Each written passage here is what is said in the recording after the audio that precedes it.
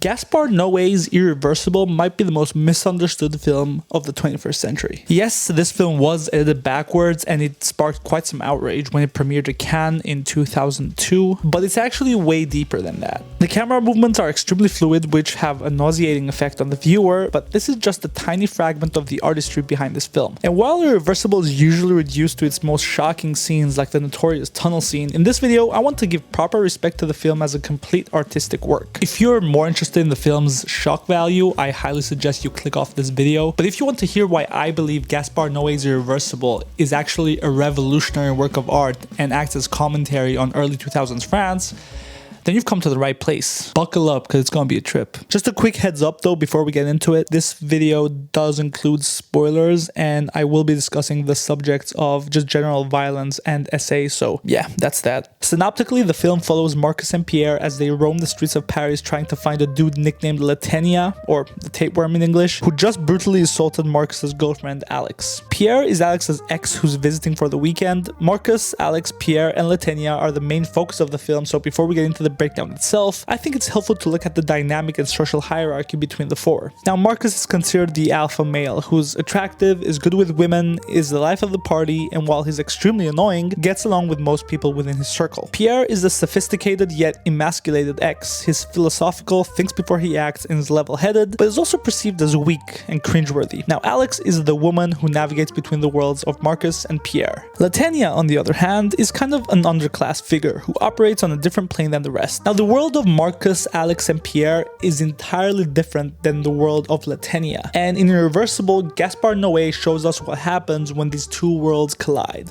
The film opens up in a dodgy alleyway and all we can make out are the blue and red lights from a nearby police cruiser. The fluid movement of the camera spins us through a window and into a nearby apartment where two men are sitting next to each other in a tiny cell-like room. Now, the conversation is already pretty disturbing as one of them opens up about sleeping with his own daughter, which, after doing a little bit of research, I found out is in reference to Gaspar Noé's first film, I Stand Alone, where a retired horse meat butcher sleeps with his daughter, pretty much.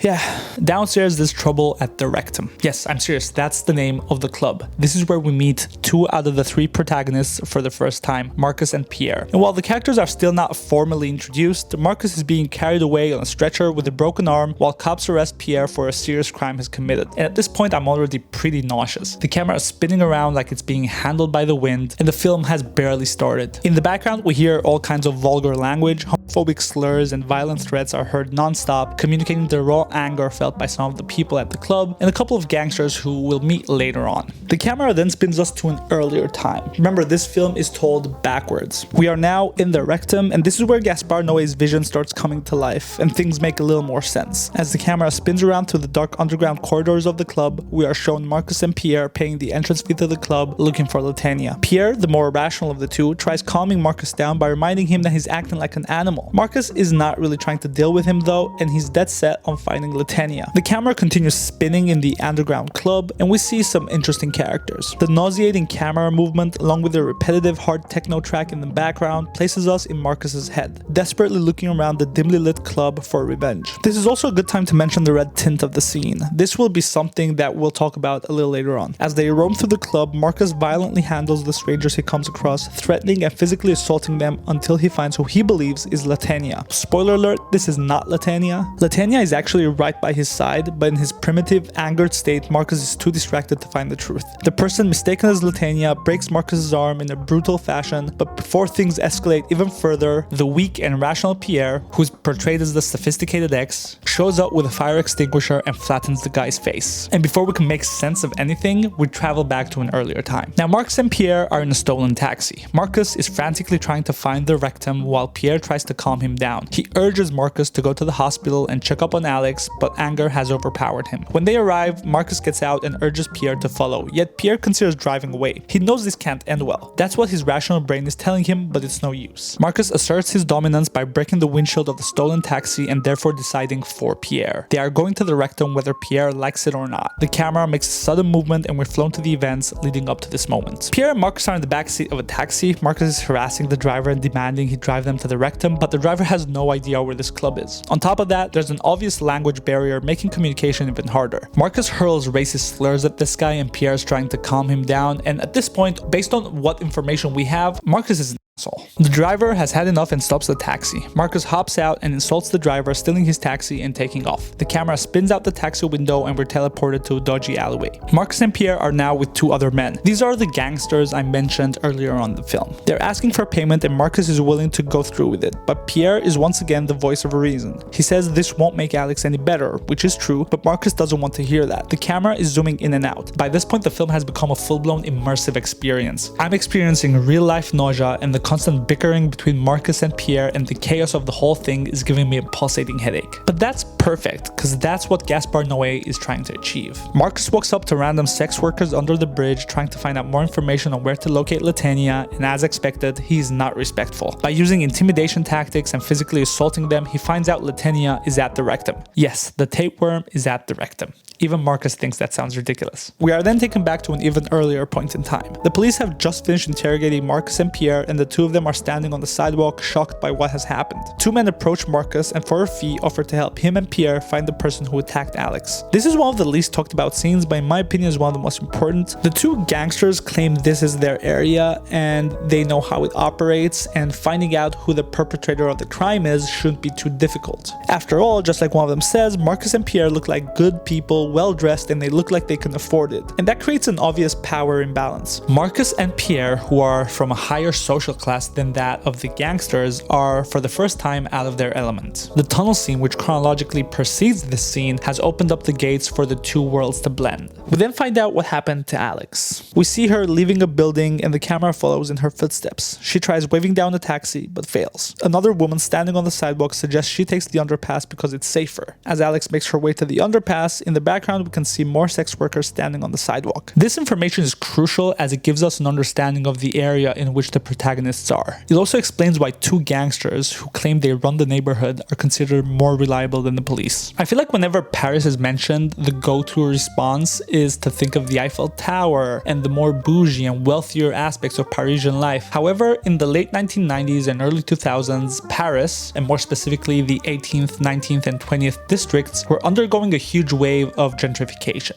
Urban renewal projects were underway and property values were rising, which would allow for dangerous encounters like the one we're about to see occur. In the red-tinted underpass, Alex witnesses Latanya beating up a sex worker who immediately switches his focus. We already know this is a very dangerous situation, and the red tint heightens that feeling. Gaspar Noé makes great use of color to subconsciously tell us we are in danger. Latanya threatens her and constantly degrades her using class-related slurs before, during, and after he violently essays her. He calls her a high-class bitch, mocks her dress, calls her a high-class swine and a rich bitch. His hatred towards everything Alex represents for him is further highlighted when he says, "The world's your due because you're beautiful," and then proceeds to purposefully beat her unconscious, targeting her face so as to rob her of her beauty. Finally, he spits on her and leaves her for dead. Now, this scene is extremely disturbing and brutal, and there's a few reasons for that. While the act that's portrayed on the screen is in and of itself horrendous and is enough to disturb anyone, Gaspar Noé makes use of certain techniques in order to make sure the viewers digest the scene in a very specific way, and I'll explain what I mean. For example, Gaspar Noé is very careful with how he frames the scene. He doesn't want to take any chances in the viewer associating with Latanya, which is why when Alex is on the ground, the camera is also almost on the ground. He wants us to feel as much as possible Alex's pain, even if we know absolutely nothing about her. The constant fluidity in the camera movement that was so prevalent up to this point is immediately lost. Everything's frozen. And let me tell you, the first time I saw this scene, I was frozen too. The horrifying act coupled with the screams of Alex and a completely still camera make for a truly traumatizing scene. And as much as we want this scene to be over, it never ends. This scene shapes how we view the characters for the rest of the film, as it is imprinted in the viewer's memory. We're then taken to a house party where Pierre is desperately trying to babysit Marcus, who's fooling around with every woman there. To top it off, Alex, his girlfriend, is also at the party. Marcus is rowdy and outgoing. He's all about having fun, having a good time, and not thinking too much. But Pierre, on the other hand, is more introverted, and this house party obviously puts him outside his comfort zone. Alex is having a good time by herself and tries to share that same experience with Pierre, but Marcus keeps mocking him. Pierre tries to talk some sense into Alex by criticizing Marcus's immaturity, which also suggests that he's perhaps a little bit bitter about Alex's choice and is hoping he can get back in the game, which doesn't happen. Alex bumps into an old friend of hers, who I also think is the host of the party, who's also pregnant, and tries to introduce Marcus to her, but he's too drunk and high, which makes the whole situation a little bit awkward. This doesn't sit well with Alex, and she uses it as an opportunity to confront Marcus about his immature behavior. Her attempt to talk to him is kind of derailed, which results in her leaving the party by herself. And we get some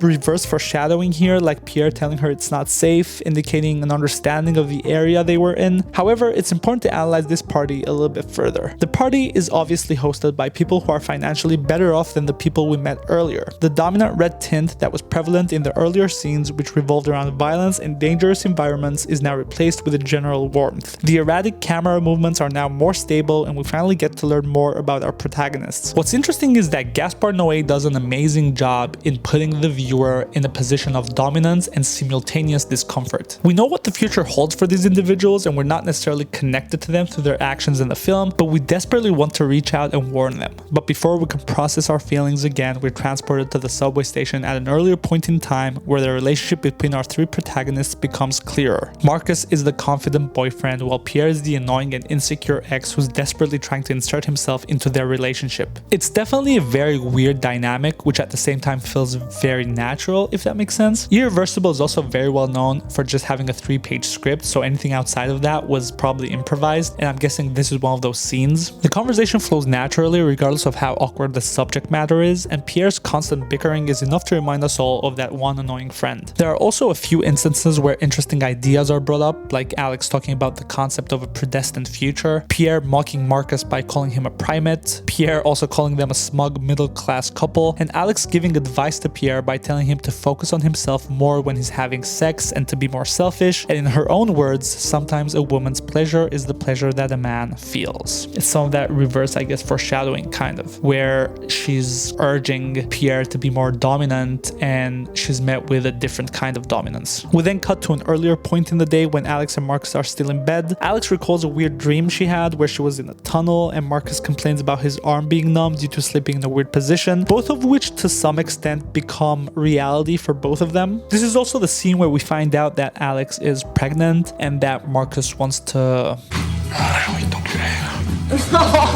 Now, Irreversible ends with a scene where Alex is at the park reading her book on destiny, and while the camera is back to its usual fluid, nauseating rotation pattern, we are overwhelmed with a sense of joy. This stands in stark contrast with the fluid camera movement associated with the scenes of violence, panic, anxiety in the first half. Now, as a viewer, I was kind of overwhelmed with a sense of happy ending at this point, kind of like the one you feel when you're deeply rooting for a character and everything just works out in the end. And what's interesting is that in traditional Hollywood films, this feeling is usually achieved through the character arc, but in Irreversible, Gaspar Noé achieves this feeling by the undoing of the characters. And this isn't necessarily to say that all the characters are horrible, I don't think they are, but after going through the intense feelings of anger, frustration, panic, anxiety, just the simple calm scene is enough to reward the viewer with a feeling of completeness. Now, Irreversible might be one of the most misunderstood films of the 21st century, and it took me a couple of weeks to reflect back on my thoughts about this film, and I realized it's way more than I had initially thought. In my opinion, a good film is one that makes you feel something, and Irreversible does exactly that. Gaspar Noé makes sure you're fully absorbed into the story emotionally and physically, even when you don't want to. He takes the wheel and all you can do is sit back and feel. And whether that's anger, disgust, frustration, or joy, it doesn't really matter. I can't help but think that some people might truly not like this film, not because of its shock value or the violence, but more because it makes them feel some type of way. And that's funny because that's exactly what the film is designed to do, even if that feeling is very undesirable. Irreversible was the second film I watched for my series of New French Extremity. If you like how I talk about film without all the snobbery, feel free to subscribe, like, do all that kind of stuff. And if you want to watch my first video where I analyzed Claire Denis' Trouble Every Day, I'll put that somewhere on the screen as well. Is that all?